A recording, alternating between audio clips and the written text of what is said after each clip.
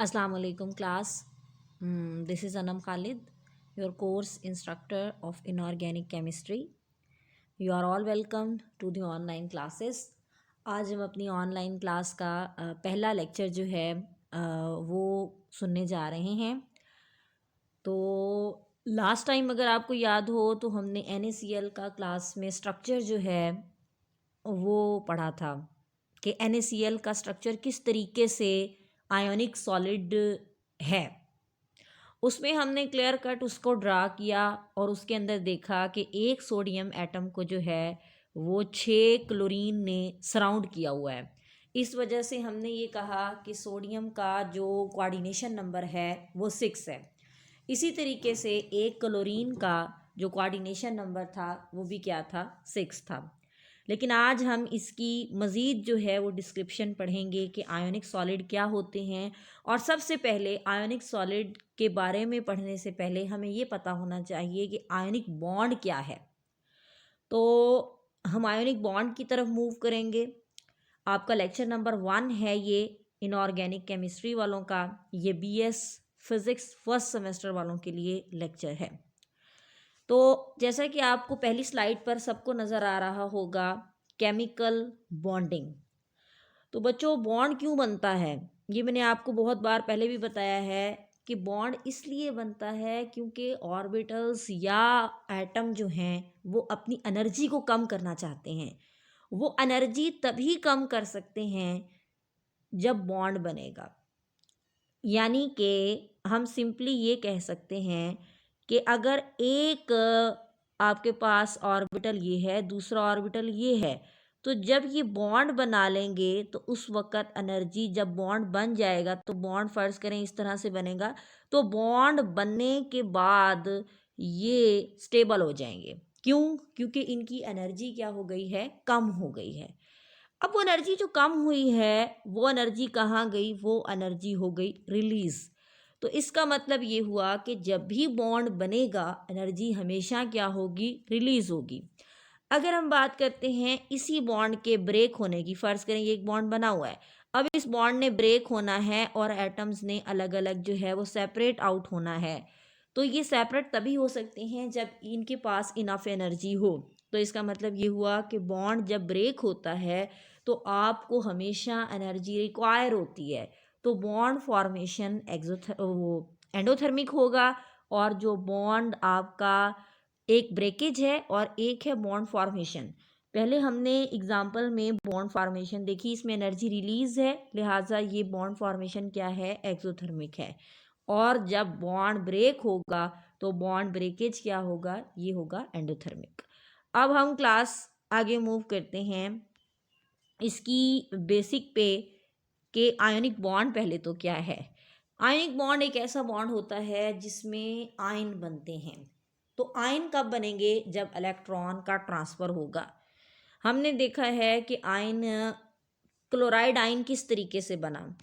Chloride ion इस तरह से बनता है कि जब हमारे पास क्लोरीन का एटम एक पड़ा होगा, लेट्स सपोज ये क्लोरीन का एटम है, जब ये एक इलेक्ट्रॉन गेन करेगा तो ये क्या बना देगा? Chloride ion. इसी तरीके से सोडियम आयन कैसे बनेगा? एक सोडियम एटम जब एक इलेक्ट्रॉन को लॉस कर देगा, यानी पॉजिटिव बन गया और साथ में एक इलेक्ट्रॉन उसने लॉस कर दिया, तो ये Na से क्या बन गया? Sodium ion. केमिस्ट्री की कन्वेंशन के मुताबिक कभी भी पॉजिटिव आयन का नाम आपने चेंज नहीं करना होता। हमेशा नेगेटिव आयन जो होता है उसके एंड पे IDE लगता है। इसीलिए सोडियम आयन का नाम हम सोडियम ही रखेंगे, जबकि क्लोरीन का जो आयन बनेगा आफ्टर गेनिंग 1 इलेक्ट्रॉन तो वो क्या हो जाएगा? Chloride ion. तो इस तरीके से अब ये जो एक इलेक्ट्रॉन रिलीज हुआ है सोडियम से, वही इलेक्ट्रॉन गेन कर लेगा कौन? क्लोरीन। सोडियम जब एक इलेक्ट्रॉन लॉस कर देगा तो जाहिर है सोडियम ने क्या कर दिया? सोडियम ने एक इलेक्ट्रॉन जब लॉस किया, तो जब कोई चीज़ हमारे घर से फ़र्ज़ करें चुरा ली जाती है तो हम उस ज़्यादा कॉन्शियस हो जाते हैं अपनी चीज़ों को लेके। इसी तरीके से सोडियम जो है, फ़र्ज़ करें इसके 3 शेल हैं, ये 1, ये 2 और ये 3। पहले में 2 हो गए, दूसरे में 8 हो गए और लास्ट में होता है 1 इलेक्ट्रॉन। तो जब ये 1 इलेक्ट्रॉन कहीं और चला गया तो इसका शेल भी जाहिर है ये शेल तो कंसिडर नहीं होगा अब। तो सोडियम आयन क्या हो गया, सोडियम आयन सोडियम एटम से छोटा हो गया। लेकिन अगर हम क्लोराइड आयन की बात करते हैं तो इसमें भी सेम 3 शेल हैं, लेकिन लास्ट शेल में इसमें कितने इलेक्ट्रॉन हैं, 7 इलेक्ट्रॉन हैं। तो आप देखें जब ये एक इलेक्ट्रॉन कहीं और से गेन कर लेगा तो पहले से मौजूदा इलेक्ट्रॉन इस इलेक्ट्रॉन को थोड़ी स्पेस देंगे, थोड़ी जगह देंगे, तभी ये एक्सेप्ट करेगा ना। तो जब इसने एक्सेप्ट कर लिया तो ये थोड़ा सा क्या हो जाएगा, एक्सपेयर बड़ा हो जाएगा। तो इसका मतलब ये है कि जब भी नेगेटिव आयन बनेगा, हमारा जो नेगेटिव आयन बनेगा उसको हम कहते हैं एनायन। अब हम नेगेटिव आयन को एनायन क्यों कहते हैं, जाहिर है क्योंकि ये एनोड की तरफ मूव करते हैं, इस वजह से इनका नाम क्या है, एनायन है। तो एनायन जो होता है हमेशा अपने पेरेंट एटम से बड़ा होता है। क्यों, क्योंकि ये पेरेंट एटम ने एक इलेक्ट्रॉन या 2 इलेक्ट्रॉन गेन किए तभी हमारे पास एनायन बना ना। तो इसका मतलब ये हुआ कि एनायन हमेशा ग्रेटर होता है अपने पेरेंट एटम से, और कैटायन जो है वो हमेशा क्या होता है, वो स्मॉलर होता है अपने पेरेंट एटम से। अब हम बात करते हैं electronic theory of chemical bonding की। अब इलेक्ट्रॉनिक थ्योरी, केमिकल बॉन्डिंग की इलेक्ट्रॉनिक थ्योरी हमें वही कहती है जो अभी मैंने आपको बेसिक बताई हैं। क्या, the atoms of representative element can combine either by transfer of valence electron, या तो उसमें कंबाइन हो सकते हैं एटम, या इलेक्ट्रॉन जो हैं वो ट्रांसफ़र हो सकते हैं एक से दूसरे में। जैसे फ़र्ज़ करें, अभी मैंने सोडियम का बताया, सोडियम से इलेक्ट्रॉन लॉस हुआ और गया किसके पास, क्लोरीन के पास। तो इसका मतलब ये हुआ कि एटम्स जो हैं वो कंबाइन कैसे होते हैं। एटम कंबाइन ऐसे होते हैं कि इलेक्ट्रॉन जो वैलेंस इलेक्ट्रॉन होता है, वैलेंस इलेक्ट्रॉन का बेटा यहाँ मतलब ये है कि लास्ट इलेक्ट्रॉन जो है जिसको हम डिफरेंशिएटिंग इलेक्ट्रॉन कहते हैं, वो इलेक्ट्रॉन वहाँ से क्या हो जाता है, मूव हो जाता है। तो वो जो लास्ट इलेक्ट्रॉन है या वैलेंस इलेक्ट्रॉन है वो अपना ऑक्टेट पूरा करने की कोशिश में क्या करता है, या तो इलेक्ट्रॉन लॉस कर देता है या गेन कर देता है। जैसे सोडियम के केस में भी हमने देखा कि सोडियम के केस में क्या होता है, इलेक्ट्रॉन जो है वो लॉस होता है, जबकि क्लोरीन के केस में क्या होता है, इलेक्ट्रॉन गेन होता है। अब आपके सामने क्लास एक चीज़ जो है इमेज लगा हुआ है, देखें ज़रा। क्लास में भी हमने ये डिस्कस किया था कि किसी भी एटम का जो ग्रुप नंबर होता है वो उसके वैलेंस इलेक्ट्रॉन के इक्वल होता है। तो अब हम इस चीज़ को चेक करते हैं क्या वाकई में ऐसा है। देखें, लिथियम में 1 इलेक्ट्रॉन है तो आप सबको नज़र आ रहा है ये 1 इलेक्ट्रॉन लॉस करेगा। सेकंड ए बेरिलियम, इसमें 2 इलेक्ट्रॉन हैं तो यही इसका ग्रुप नंबर होगा। थर्ड ए में बोरॉन, 3 इलेक्ट्रॉन हैं, कार्बन में 4, तो इसकी वैलेंसी क्या होगी, 4 होगी। लेकिन जब हम पाँचवें की तरफ मूव करते हैं तो पाँचवें ग्रुप में ये होता है कि अब वो 5 इलेक्ट्रॉन दे सकता है और 3 गेन भी तो कर सकता है एट द सेम टाइम। देखिए नाइट्रोजन में 5 इलेक्ट्रॉन है ना, तो इसके लिए 2 चांसेस हैं, या तो ये अपने 3 इलेक्ट्रॉन कहीं से ले ले या अपने 5 इलेक्ट्रॉन किसी को दे दे। तो ये 5 दे भी सकता है और 3 गेन भी कर सकता है, लिहाजा इसकी वैलेंसी +5 भी होगी और -3 भी होगी। इसी तरीके से ऑक्सीजन देखें, छठे ग्रुप का मेंबर है, इसमें लास्ट शेल में 6 इलेक्ट्रॉन है। तो इसका मतलब ये है ये जो 6 इलेक्ट्रॉन हैं ये अपना ऑक्टेट कंप्लीट करने के लिए 2 कहीं से ले भी सकते हैं और 6 किसी को दे भी सकते हैं। तो लाइक H2S के केस में हाइड्रोजन जो सल्फर की वैलेंसी है वो 2 है, यानी उसने 2 गेन किए। लेकिन H2SO4 के केस में अगर हम H2SO4 के केस में सल्फर की वैलेंसी को काउंट करें तो बच्चों वो बनती है +6। तो इसका मतलब ये है कि इसकी वैलेंसी +6 भी हो सकती है और ऑन द सेम टाइम इसकी वैलेंसी क्या हो सकती है, इसकी वैलेंसी -2 भी हो सकती है। Same case with this fluorine, fluorine में 7 इलेक्ट्रॉन है, ये हेलोजेंस कहलाते हैं। 7th ए आपको मैंने पढ़ाया था क्लास में, आप सबको याद होगा। तो 7th ए में क्या है कि इसमें 7 इलेक्ट्रॉन हैं आउटर मोस्ट शेल में, ठीक है। तो इस वजह से ये एक गेन करना ही प्रेफर करेगा, यानी एक किसी से लेना ही प्रेफर करेगा, क्योंकि 7 इलेक्ट्रॉन किसी को देना मुश्किल है, लिहाजा ये एक गेन कर लेगा। 8 इलेक्ट्रॉन 8A में, इसको ज़रूरत ही नहीं है अपना ऑक्टेट कंप्लीट करने की, क्योंकि ऑक्टेट का मतलब ही ये है कि लास्ट शेल में आपके पास 8 इलेक्ट्रॉन होना ज़रूरी हैं। ये हमने केमिकल बॉन्डिंग की थोड़ी बेसिक पढ़ी, जिसमें हमने इलेक्ट्रॉनिक थ्योरी की बेस देखी। इलेक्ट्रॉनिक थ्योरी क्या है, इलेक्ट्रॉनिक थ्योरी ये है कि जिसमें एटम कंबाइन होते हैं इलेक्ट्रॉन के ट्रांसफ़र से, और इलेक्ट्रॉन का ट्रांसफ़र या तो गेन हो सकता है या फिर वो लॉस होता है, यानी या ऑक्सीडेशन या फिर रिडक्शन। अब आप लोगों के सामने एक इमेज आ रहा है क्लास, ज़रा इसको देखें। एनर्जेटिक्स ऑफ बॉन्ड फॉर्मेशन, कि जब बॉन्ड जुड़ता है तो एनर्जी के साथ क्या होता है। जैसा कि अभी लेक्चर शुरू होने से पहले भी मैंने आप लोगों को एक चीज़ बताई थी कि जब भी बॉन्ड जुड़ेगा एनर्जी हमेशा रिलीज होनी है, एनर्जी खारिज होगी। एनर्जी जब कम होती जाएगी तो इसका मतलब ये कि बॉन्ड वो क्या होता जा रहा है, वो बॉन्ड जुड़ता जा रहा है। तो इसमें सबसे पहले हम देखते हैं कि ये पोटेंशियल एनर्जी क्या है। ये देखें, आपको एक्स एक्सिस पर बच्चों नज़र आ रहा होगा एक, ये देखें पोटेंशियल एनर्जी। पोटेंशियल एनर्जी का मतलब ये है कि जहाँ एनर्जी ज़्यादा है, जाहिर है वहाँ बॉन्ड नहीं बन सकता। जहाँ एनर्जी ज़्यादा होगी वहाँ रिपल्शन भी देखें कितनी ज़्यादा है। जहाँ एनर्जी कम है, बहुत ज़्यादा देखें कम हो रही ना एनर्जी ये, तो जहाँ एनर्जी कम है इसका मतलब ये कि वहाँ बॉन्ड बन गया। अब एनर्जी ज़्यादा से जब कम हुई तो एनर्जी बाकी किधर गई, वो रिलीज़ हो गई। तो एक एक स्टेज आपको उसने दिखाई हुई है ये वाली, ज़रा इसको देखें। इसमें वो कहता है कि नो ओवरलैप नो अट्रैक्शन, वहाँ पर कोई ओवरलैप नहीं हो रही और कोई भी अट्रैक्शन भी नहीं हो रही, लिहाजा यहाँ पर बॉन्ड नहीं बन सकता। बॉन्ड हमेशा वहाँ बनेगा जहाँ स्टेबिलिटी ज़्यादा है, और स्टेबिलिटी हमेशा वहाँ ज़्यादा होगी जहाँ पोटेंशियल एनर्जी कम है।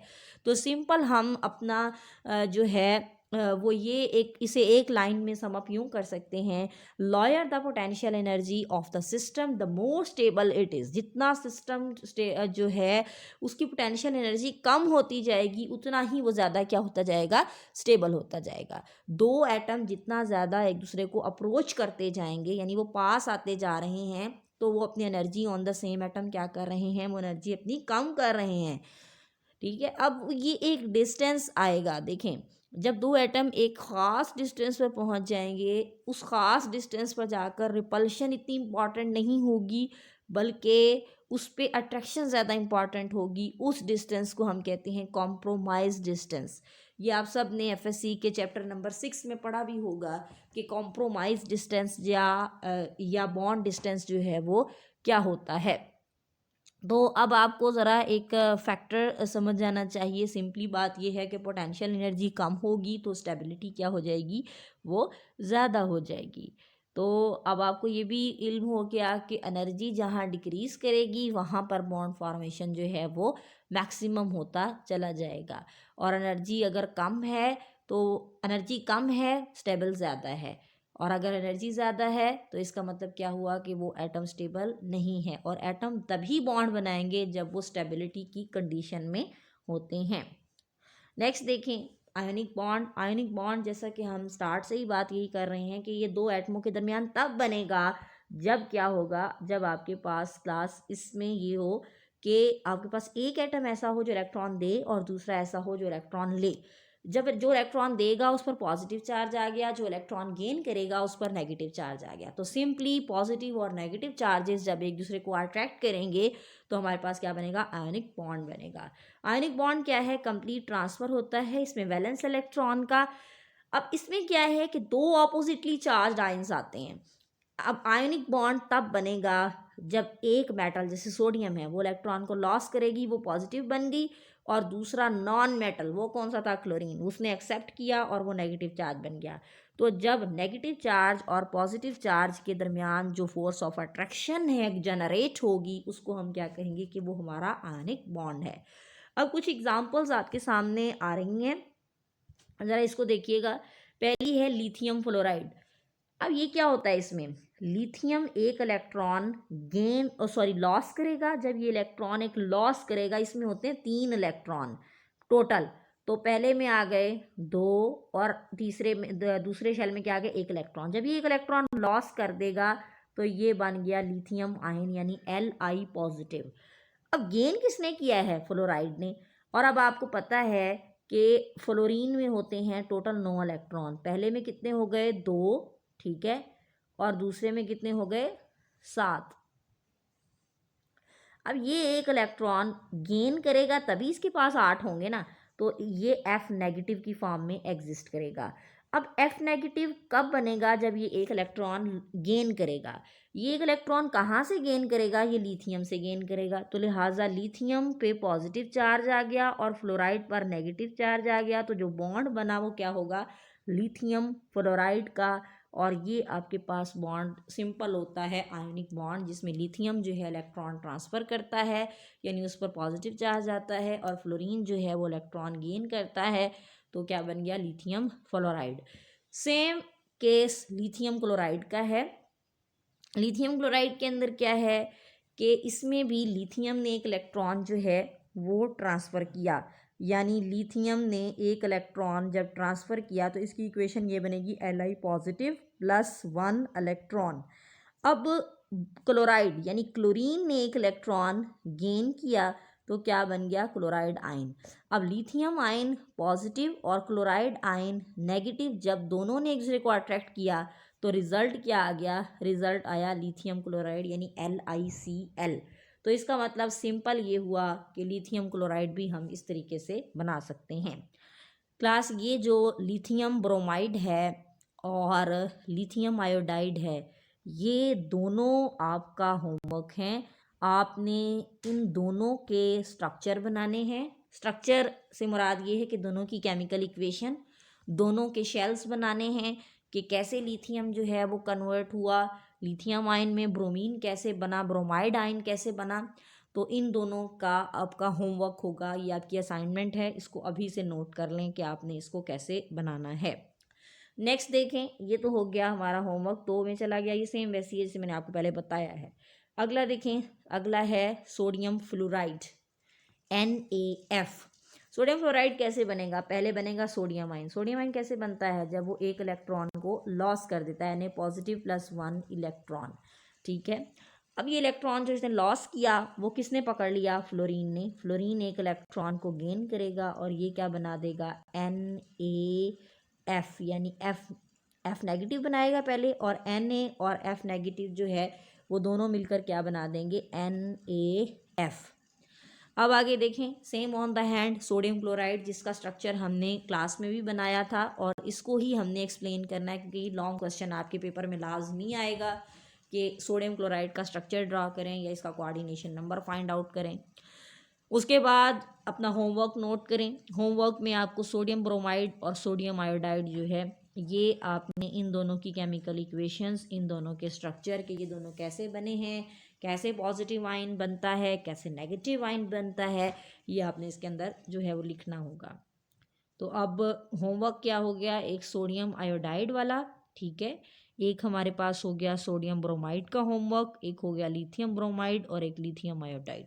तो ये चारों का जो है वो आपने स्ट्रक्चर ड्रॉ करना है। स्ट्रक्चर ड्रॉ करके उनकी इक्वेशंस बना के उनके बारे में लिख के, जिस तरह मैंने अभी बताया है, ये आपने मुझे इमेजेस बना के जो हैं वो व्हाट्सएप के ग्रुप में फ़ाइल सेंड करनी है पूरी। फिर मैं आपका होमवर्क जो है वो इस वीक का चेक करूँगी। नेक्स्ट क्लास जो हमने क्लास में पहले पढ़ लिया है उसकी थोड़ी डिस्क्रिप्शन मज़ीद देखते हैं कि स्ट्रक्चर ऑफ NaCl का स्ट्रक्चर कैसा है। अगर आपको याद हो तो क्लास में मैंने आपके सामने एक बोर्ड का डस्टर आपको दिखाया था और उसमें बताया था कि उसके कितने कॉर्नर्स थे, याद करें 8 कॉर्नर्स थे उसके, जो मैंने क्लास में आपको दिखाया था। और उसकी फेसिस कितनी थी, उसकी फेसिस थी 6। तो इसका मतलब ये है कि NaCl के 8 कोने होते हैं और इसको हम 6 जगहों से देख सकते हैं, ठीक है। अब स्ट्रक्चर ऑफ NaCl पर आते हैं, ये इसका स्ट्रक्चर कैसा है, ठीक है। ये फेस सेंटर्ड क्यूबिक अरे है, मतलब आप इसका फेस सेंटर्ड है, बॉडी सेंटर्ड नहीं है। Cell looks the same whether you start with anion or cation on the corner. ये फेस सेंटर्ड का मतलब ये है कि चाहे आप एनाइन को बीच में रखें, चाहे आप कैटाइन को बीच में रखें। आपको याद होगा जो मैंने पहले स्ट्रक्चर आपको बनवाया था वो मैंने आपको ये कहा कि आपने क्लोराइड आयन को कॉर्नर्स पर रखना है। फिर मैंने आपको याद करें ये भी कहा था कि सोडियम को भी आप कॉर्नर पर रख सकते हैं। तो इसका मतलब ये कॉर्नर पर एनाइन को रखें, कैटाइन को रखें, सेल एक जैसा लगेगा। हर एक आयन 6 कोऑर्डिनेट है। 6 कोऑर्डिनेट का मतलब ये है कि 6 उसमें जो हैं वो इलेक्ट्रॉन, 6 अपोजिट आयन जो हैं वो उसको घेरे हुए होते हैं। और जब 6 अपोजिट आयन घेरते हैं तो हमारे पास जो स्ट्रक्चर बनता है उसे कहते हैं ऑक्टाहेड्रल ज्योमेट्री, यानी 8 कॉर्नर वाली ज्योमेट्री।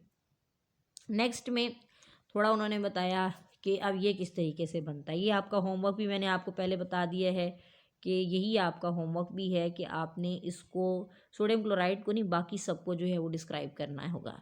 सोडियम देखें इसमें 11 इलेक्ट्रॉन है, आप सबको नज़र आ रहा होगा, पहले शेल में 2 हैं, दूसरे में 8 हैं और लास्ट में 1 इलेक्ट्रॉन है, यानी इसमें 11 इलेक्ट्रॉन है।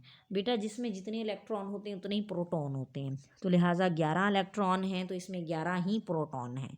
तो ओवरऑल चार्ज इस पर क्या है, ज़ीरो आएगा ना, क्योंकि जितने पॉजिटिव चार्ज वाले आयन हैं उतने ही नेगेटिव वाले आयन हैं, तो लिहाजा ओवरऑल चार्ज क्या आ गया, ज़ीरो आ गया।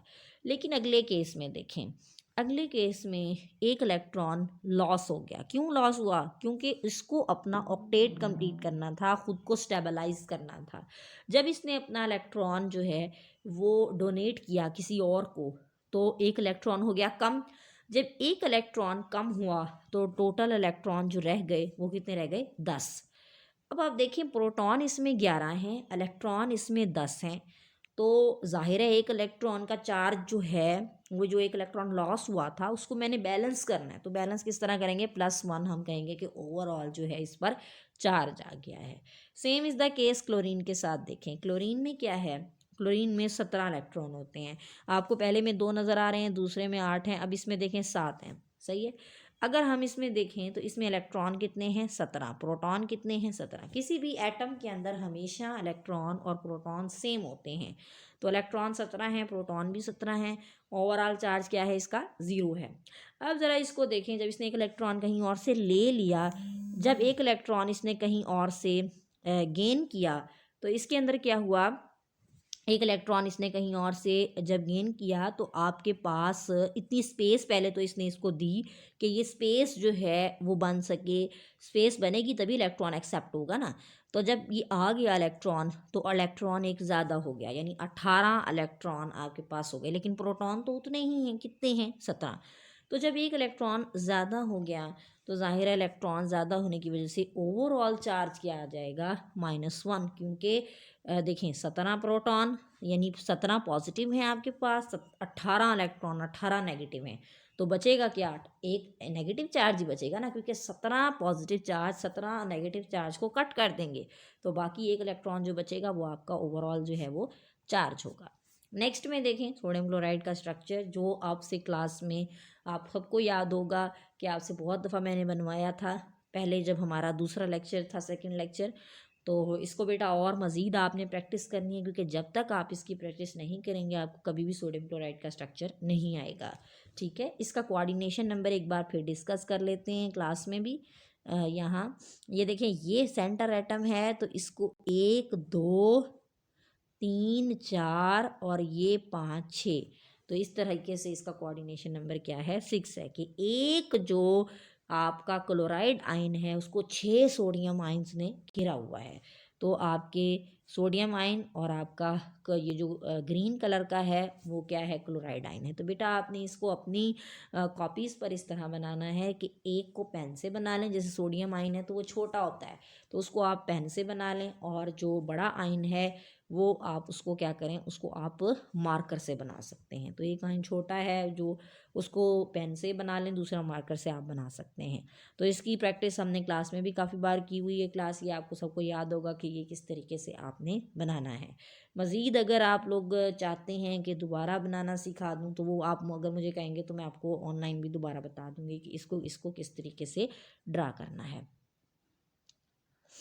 अब देखें क्लास, ये आपके पास आ गया है नेक्स्ट, लैटिस एनर्जी, ठीक है। या सोडियम क्लोराइड का अगर स्ट्रक्चर कुछ बच्चों को अभी भी स्टिल नहीं बनाना आया तो हम इसे लास्ट स्लाइड हमारी ब्लैंक होगी, हम उस स्लाइड पर आपको एक दफ़ा मैं फिर भी आपको बता देती हूँ कि उसे किस तरीके से आपने बनाना है।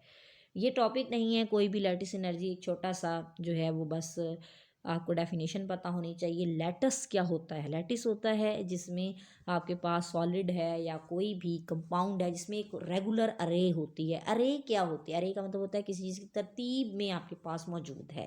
व्हाट इज़ लैटिस एनर्जी, जब भी बॉन्ड बनेगा, जैसे मैंने भी आपको बताया सोडियम एटम जब क्लोराइड आयन के पास आएगा तो उस वक्त एनर्जी क्या होगी, रिलीज़ होगी, तो उस एनर्जी को सिंपल हम क्या कहते हैं, लैटिस एनर्जी कहते हैं, ठीक है। तो अब वही ऐसे भी तो पॉसिबल है ना, देखें अभी जैसे मैंने आपको एक केस तो बता दिया कि सोडियम आयन जब क्लोराइड आयन के पास आएगा तो एनर्जी क्या होगी, एनर्जी हमेशा रिलीज होगी तभी वो बॉन्ड जुड़कर NaCl बनाएगा। तो जब एक मोल सोडियम क्लोराइड अपने ही केटाइन और एनाइन से बनेगा तो उस वक़्त जो एनर्जी रिलीज होगी उस एनर्जी को कहेंगे लैटिस एनर्जी। लेकिन लैटिस एनर्जी की दूसरी फॉर्म नीचे स्लाइड पर लिखी हुई, ये भी तो हो सकता है कि यही बॉन्ड अब ब्रेक हो जाए। तो जब ये बॉन्ड ब्रेक होगा, NaCl जब ब्रेक होगा Na पॉजिटिव और Cl नेगेटिव में, तो देखें उस वक्त एनर्जी क्या होगी, ज़ाहिर है उस वक्त एनर्जी चाहिए होगी। तो यहाँ एनर्जी रिक्वायर्ड लिखना है, यहाँ पर किसी भी सूरत आपने ये नहीं लिखना एनर्जी रिलीज़, क्योंकि एनर्जी रिलीज़ लिख रहे हैं तो फिर बच्चों आपने ये वाली एग्जांपल बतानी है। अगर आप एनर्जी रिक्वायर लिख रहे हैं तो फिर आपने क्या करना है, नीचे वाली एग्जांपल को फोकस करना होगा।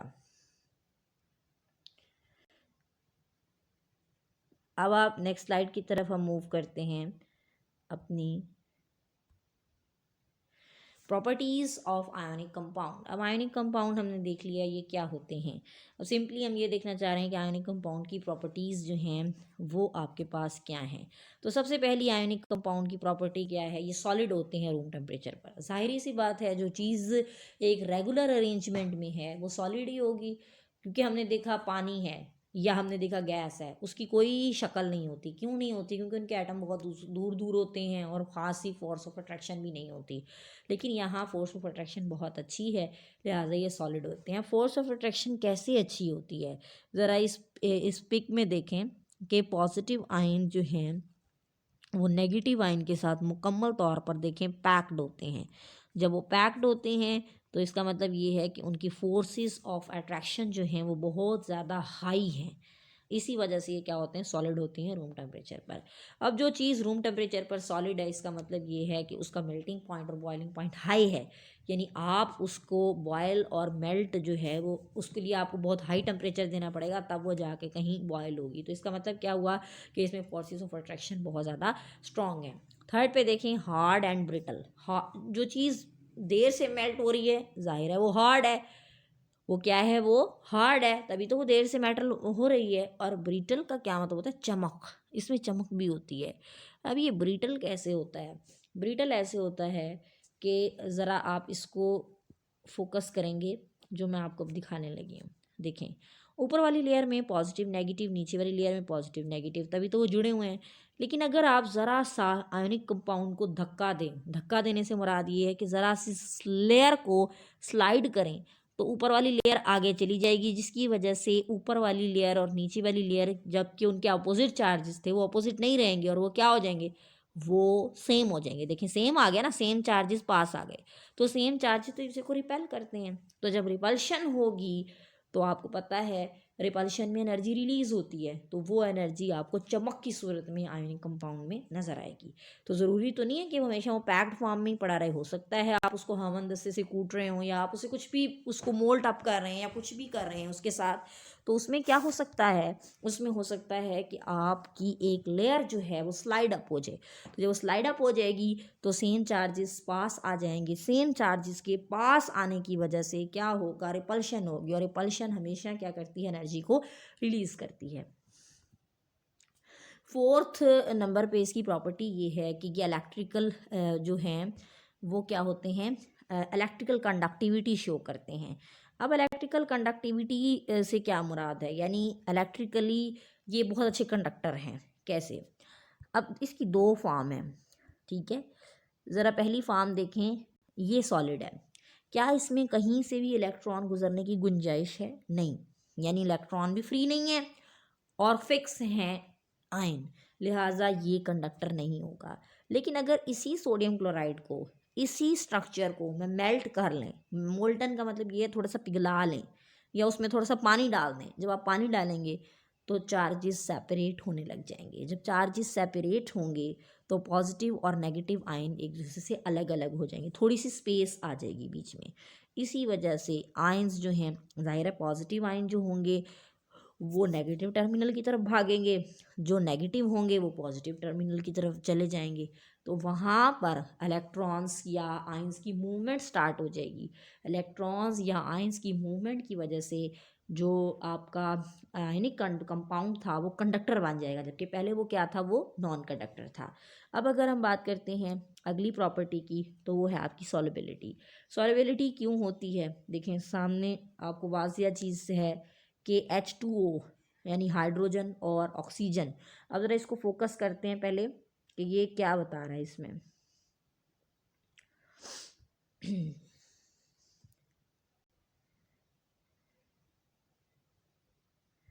इसको देखें क्लास, आपके पास ये जो है वो मेन आपका स्ट्रक्चर है जिस पे अब आपने फोकस करना है।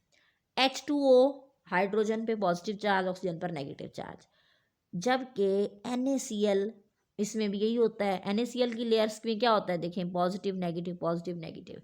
तो पॉजिटिव नेगेटिव का मतलब ये हुआ कि ये दोनों क्या हैं, ये पोलर हैं, यानी वाटर भी पोलर है और सोडियम क्लोराइड भी पोलर है। जब दोनों पोलर हैं तो पोलर जो होता है वो पोलर में डिसॉल्व हो जाता है। लाइक डिसॉल्व लाइक का हमने रूल भी पढ़ा हुआ है कि दोनों आयनिक हैं, इस वजह से दोनों एक दूसरे में क्या हो जाएंगे, डिसॉल्व हो जाएंगे। इसी वजह से आयनिक कंपाउंड हमेशा सॉल्युबल होते हैं, किस में, वाटर में। अगली ज़रा देखें स्लाइड, इसमें क्रिस्टलाइन स्टेट आपको नज़र आ रही है 6th में। ठीक है, क्रिस्टलाइन स्टेट का मतलब ये है कि ये क्रिस्टल की सूरत में जो है वो पाए जाते हैं। जैसे मैंने अभी आपको बताया NaCl है, तो NaCl क्या होता है, NaCl एक क्रिस्टल की फॉर्म में एग्जिस्ट करता है, क्लस्टर ऑफ आइंस इसमें होते हैं। तो एक वेल डिफाइंड स्ट्रक्चर जो है वो आपके पास इसमें आता है, तो इसको हम क्या कहेंगे कि क्रिस्टलाइन स्टेट में एक्ट कर रहा है, जैसे कि ये आपके सामने बना भी हुआ है। तो ये क्रिस्टल की फॉर्म में एग्जिस्ट करता है। नेक्स्ट प्रॉपर्टी है isomorphism. This property is very important. Iso का मतलब होता है सेम, मार्फ का मतलब होता है शेप, जिसकी सेम शेप हो। तो जैसा कि आपको स्लाइड पे नज़र आ रहा है आइसोमॉर्फिज्म की जो एक कॉमन एग्जांपल है वो मैंने डिस्कस की है कि NaCl NaBr MgO cubic crystal 1:1। 1:1 का मतलब ये है कि इस वही सोडियम की तादाद है एक सोडियम क्लोराइड में, और वही क्लोराइड की तादाद है। तो इसका क्या मतलब हुआ कि सेम रेशो में ये एग्जिस्ट करते हैं। तो आइसोमॉर्फिज्म की डेफिनेशन भी यही है, ionic compound with similar constitution give similar crystal structure which have identical electronic configuration of ions and hence they are isomorphs। वो क्या होते हैं, आइसोमार्फ्स होते हैं। जैसे सोडियम फ्लोराइड और मैग्नीशियम ऑक्साइड। सोडियम फ्लोराइड की कॉन्फ़िगरेशन ज़रा लिखें आप, ये आप ज़रा लिखेंगे तो आपको मज़ीद पता लगेगा कि सोडियम फ्लोराइड की कॉन्फ़िगरेशन लिखें। सोडियम की क्या होगी, ज़ाहिर है Na+ यानी 10 इलेक्ट्रॉन होंगे। फ्लोराइड में 9, फ्लोरीन में 9 होते हैं, लेकिन जब फ्लोराइड बना इसने एक गेन कर लिया तो इसमें भी 10 हैं।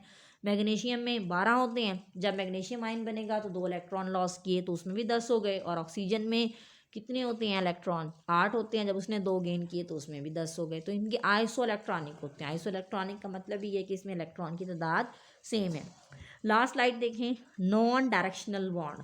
इसकी कोई डायरेक्शन नहीं होती, जहाँ से मर्जी पॉजिटिव आयन जो है आए और किसी भी तरह से नेगेटिव आयन के साथ अट्रैक्ट हो जाए, क्योंकि ये सिर्फ फोर्सेस ऑफ अट्रैक्शन है जो टेम्प्रेरी तौर पर जन्म लेंगी और वो ख़त्म भी हो सकती हैं। तो ये नॉन डायरेक्शनल होते हैं, किसी भी डायरेक्शन में आकर अपोजिटली चार्ज आइंस ने सिर्फ अट्रैक्ट करना है एक दूसरे को। ठीक है, लिहाजा इसमें कोई डायरेक्शन इंपॉर्टेंट नहीं है। लास्ट पे देखें, हमारे पास है non ionic reactions are fast. अब इसकी क्या वजह है, असल में आयनिक रिएक्शन इसलिए फास्ट होती है। ज़रा एक रिएक्शन हम देखते हैं। आपने एक रिएक्शन पढ़ा होगा AgNO3 सिल्वर नाइट्रेट, जब ये ऐड होता है NaCl में तो ये बनाता है, ये थोड़ा सा कलर ठीक नहीं है, ये देखें AgCl सिल्वर क्लोराइड और साथ में NaNO3। ठीक है, अभी आप AgNO3 और NaCl को ऐड कर रहे होते हैं कि आपके पास आपका प्रोडक्ट जो है वो प्रेसिपिटेट की सूरत में आकर नीचे बैठ जाता है। तो इसका मतलब ये है कि ये रिएक्शन बहुत ज़्यादा फास्ट है। क्यों फास्ट होता है, इसके फास्ट होने की सिर्फ वजह ये है कि आयंस पहले से बने हुए हैं। देखें Ag positive, NO3 negative, Na positive, Cl negative, ions पहले से बने हुए हैं, बस अब अट्रैक्ट होने हैं ऑपोजिट आयंस। इस वजह से ये रिएक्शन बहुत ज़्यादा फास्ट होते हैं। जबकि जो हमारे पास दूसरा बॉन्ड होता है ना, कोवलेंट बॉन्ड, उसमें बहुत ज़्यादा मुश्किल होती है। उसमें मुश्किल ये होती है कि पहला बॉन्ड वो बनता है शेयरिंग से। तो जब शेयरिंग होती है तो शेयरिंग को पहले आपको ब्रेक करना पड़ता है, फिर नई शेयरिंग बनानी पड़ती है, या पहले नई शेयरिंग बनाएंगे पुरानी ब्रेक करेंगे, तो उसमें टाइम टेकन होता है। ये टाइम टेकन नहीं होता, क्यों? क्योंकि अपोजिटली चार्ज आइंस पहले से बने हुए हैं, आपने सिर्फ उनकी अट्रैक्शन को डेवलप जो है वो किसी ना किसी तरीके से करना होगा। तो ये स्टूडेंट हमारा आज का पहला लेक्चर था। मैं उम्मीद करती हूँ कि आपको बहुत अच्छे से समझ आया होगा। अगर नहीं भी समझ आया तो कोई बात नहीं, हम इसको डिस्कस कर लेंगे अपनी क्लास में, जो आपकी ऑनलाइन क्लास होगी। तो आप पहले तो कोशिश करें कि इसको बहुत अच्छे तरीके से पढ़ें, इसको बुक से पढ़ें। बुक मैंने आपको दी हुई है ग़ुलाम रसूल चौधरी की बुक से, इसको अच्छे तरीके से पढ़ें, इन स्लाइड्स को अपने नोट्स बना लें। इसको लेक्चर को एक बार नहीं देखना सिर्फ ये समझ के कि बस इसको देखना है, नो, इसको हमने याद करना है, इसको हमने पेपर के एग्ज़ाम के हवाले से तैयार करना है। और मैं उम्मीद करती हूँ कि इंशाल्लाह आप लोग जो है वो तामुन करेंगे। इसके बारे में डिस्कशन क्लास में हम इसको डिस्कस भी करेंगे। And thank you so much students. Okay बेटा, अल्लाह हाफ़िज़।